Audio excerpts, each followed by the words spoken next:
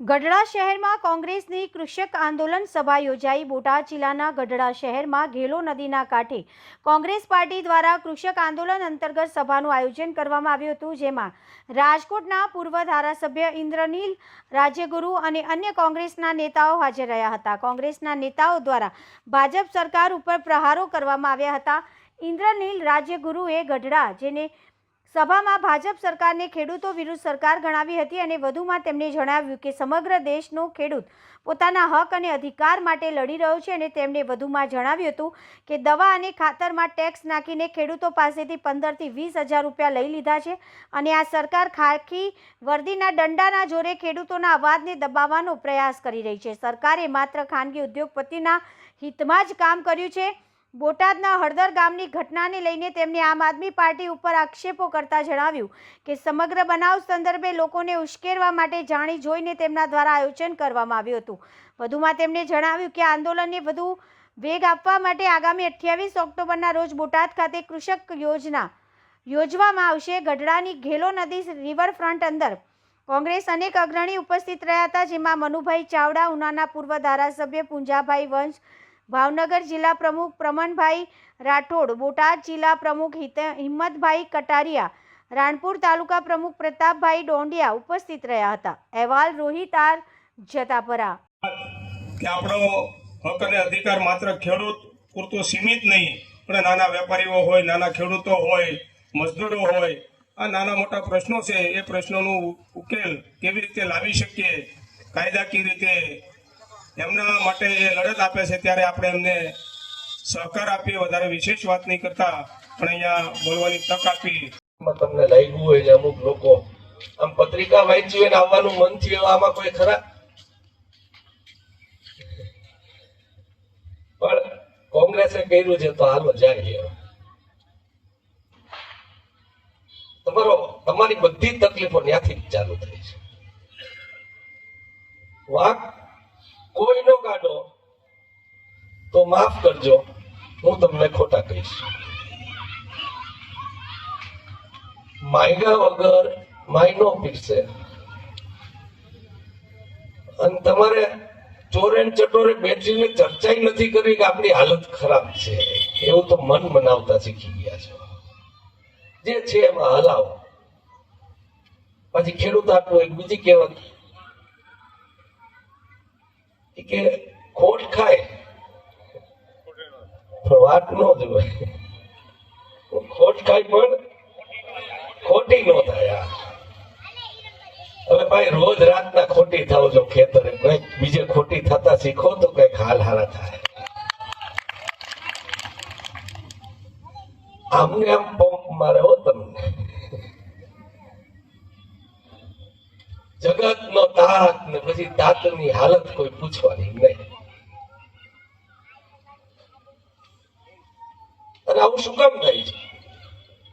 વાંક કોનો છે? વાંક કોઈનો નથી, વાંક તમારો છે, ખેડૂતનો છે, ખેત મજૂરનો છે, નાના વેપારીઓ જે નગરમાં ને ગામડાઓમાં વસે છે એનો વાંક છે, જે સ્વરોજગારી આ ખેતીની આવક ઉપર નિર્ભર છે એ લોકોનો વાંક છે। કે તમારા નગરમાં ગમે એવી અવ્યવસ્થા હોય, તમારા ગામડામાં ગમે એવી અવ્યવસ્થા હોય, તોય તમે રાજકોટ ને અમદાવાદ ને બરોડા સુરત ને ઓહો વિકાસ તો થઈ ગયો, તમારે રોજ ને ફરવા જવું છે। તમને કહી દઉં કે આ સરકાર તમે ઈ વિકાસમાં તમે રાજી થયા તો એની પણ નોંધ રાખતી હોય છે, અને તમે રાજી થઈ જાવ ભાઈ વધારે દેવું શું કામ, આપણે કોઈને દઈશું?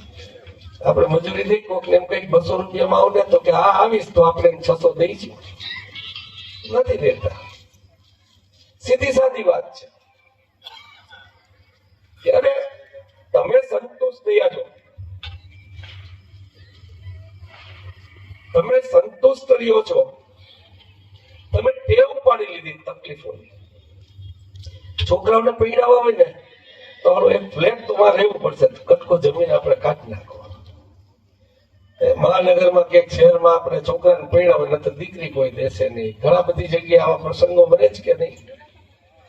આ તકલીફ તમે આ તકલીફ તમે સહન કરી લ્યો છો. આ છોકરા વયા જાય, તમે સ્વીકારી લીધું. તમે કઈ હદ સુધીની સ્વીકૃતિ કરી કે સરકાર તમને 6000 વર્ષે મોકલીને તમારી મસ્કરી કરી નાખી. ન્યા લગીની તકલીફ તમે ભોગવતા શીખી ગયા છો. એમાંય રાજીપો દેખાડ્યો. વાહ સરકારે આ મોટો આખા દેશનો આવડો મોટો આંકડો તમને દેખાડી દીધું. મારા વાલીડા, આ 6000 કરતા તો આ દવાન ખાતરમાં ટેક્સ નાખીને તમારી પાસેથી 18,000 20,000 લઈ લીધા છે.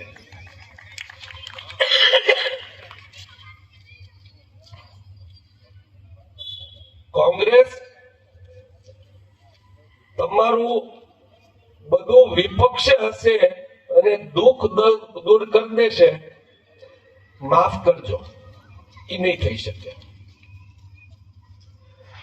ભાજપ સરકારમાં છે એ તમારો દુઃખ દૂર કરી શકે, પણ કરી દેશે. માફ કરજો, નહીં કરે. ઓલી નાટક કંપની તમને ધોકા ખવડાવવા આવશે, તમારું દુઃખ દૂર નહીં કરી શકે. ને માગવા શું ગયા? મને તો પેલો વાંધો ન્યા પડે છે કે જે પણ આ આપણા નીકળી પડ્યા છે, મારે એને પૂછવું છે કે તમે માગો છો તો હું પાછો ખેડૂતનો હાથ પકડીને એમ લાંબો કરો છો કે એ સરકાર માય બાપ આને દેતો સહાય, દેતો સહાય, દેતો. નથી જોતી એવી સહાય. શું ઉદ્યોગ અને વેપારમાં વેપારી કે ઉદ્યોગકાર કોઈ સરકાર આગળ સહાય લેવા જાય? એમને મફત જમીનો ભ્રષ્ટાચાર કરાવીને પડાવી લે છે, એ જુદું.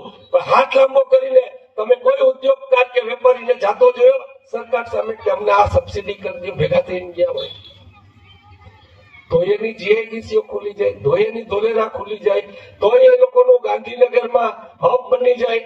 એના માટે ગાંધીનગરમાં મહાત્મા હોલ બનીને એનો કોન્ફરન્સ હોલ બની જાય. એ જ્યાં રહેતા હોય એ મહાનગરોનો પૂરતો વિકાસ થઈ જાય. તમે 65% લોકો એટલો ટેક્સ ભરો છો. તમે જાગૃત નથી એટલે તમને નથી મળતું અને નહીં મળે. માયગા વગર માય ન પીરસે, સરકારે નહીં પીરસે.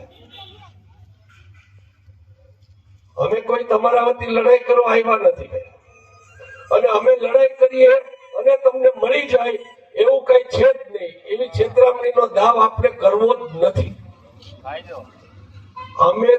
અમે તાકાત વાળા નથી. અમારી તાકાત તો એટલી સીમિત છે કે અમે તમને જગાડી શકીએ. અને તાકાત તો તમારામાં પડેલી છે અને બહાર કાઢવાનો પ્રયત્ન અમે કરી શકીએ. અને એ તાકાત બહાર આવે તો ભલભલી સરકાર શું, ભલભલી મોદી બધા ઉપર છળ ચડી જાય. તમારી અવગણના કરીએ કે એની તાકાત છે, પણ જ્યાં જાઉં ને બહુ કમનસીબે હું જોઉં છું. નાત જાતના વાળા અને વટના વાળા દુઃખી થશે. ઘરે રોટલો તોડવાનો વાંધો હશે, પણ બે નાતને હામ હામું મોછું ચડાવ્યા વગર નહીં હાલ. તમે ગામમાં ઊંચું ઊંચું કરીને જાઓ છો, પણ દીકરો એમ કે મને સ્માર્ટફોન લઈ દો ત્યારે તમારી ઊંચું નીચે થઈ જાય છે. એ કેમ યાદ રહેતું નથી? કેમ ઉદ્યોગ અને વેપાર જેવો તમને નફો ન આપે? કેમ એમએસપી ન આપે? અરે તમે ઘરમાં બેસીને ખાલી ચર્ચા કરતા હતા કે આ સરકાર ન ચાલે કેમ કે બાટલા નથી આપતી. ઓક્સિજનના પ્લાન્ટ એને દોડાદોડ નાખવા પડ્યા હતા કે નહીં? શું કામ? તમે માલિક છો અને મેનેજર ને તમે ઈ છો. ઈ કરવું પડે ને કરવું જ પડે. કોઈ પણ ચમરબંધી હોય તો આ દેશના માલિકો કરતા મોટો નથી. એટલે હું વિનંતી આજે કરવા આવ્યો છું. હું એવું કહીશ જ નહીં કે અમે કૃષક આંદોલન થી અમે લડશું. આપણે એ ટેવ પાછી એ કે છો ને એને કરવા દે ને, એ કરશે જ ને. આપણે ન જાય તો કરશે જ ને. કાકા તો મારું ફૂસફૂસ થઈ જાય. કેમ કે માએ તમે ન હો તો મને એકલો કોણ ઓળખે? અને હું તો એવું કહું છું કે મને આગળ ન રાખો, કૃષક આંદોલનને આગળ ન રાખો. કોંગ્રેસની વાત ઈ છે, મારી વાત ઈ છે કે તમે જાગૃત થઈને કમસે કમ નાત જાત ભૂલી અને ચોકમાં બેસીને ચર્ચા તો ચાલુ કરો કે અમને આવું જોઈ છે. તમે ઈ નથી કરતા, એની પીડા છે.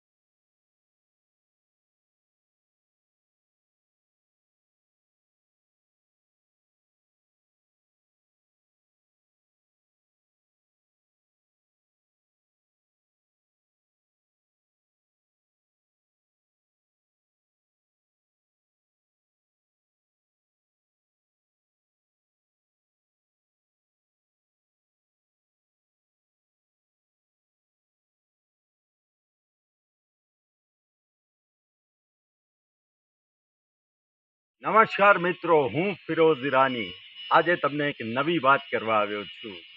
દીવ મિરર ન્યૂઝ જોતા રહો, સબસ્ક્રાઇબ કરવાનું ભૂલતા નહીં અને શેર કરવાનું પણ ભૂલતા નહીં. સત્યની સાથે જોડાતા રહો. નમસ્તે મિત્રો, હું છું ચાંદની પરમાર. આપની મનપસંદ ચેનલ એટલે કે દીવ મિરર ન્યૂઝ ચેનલને લાઈક કરો, શેર કરો અને ફોલો કરો. અને હા, તેમાં દરરોજ તાજા સમાચાર જોવાનું ભૂલશો નહીં.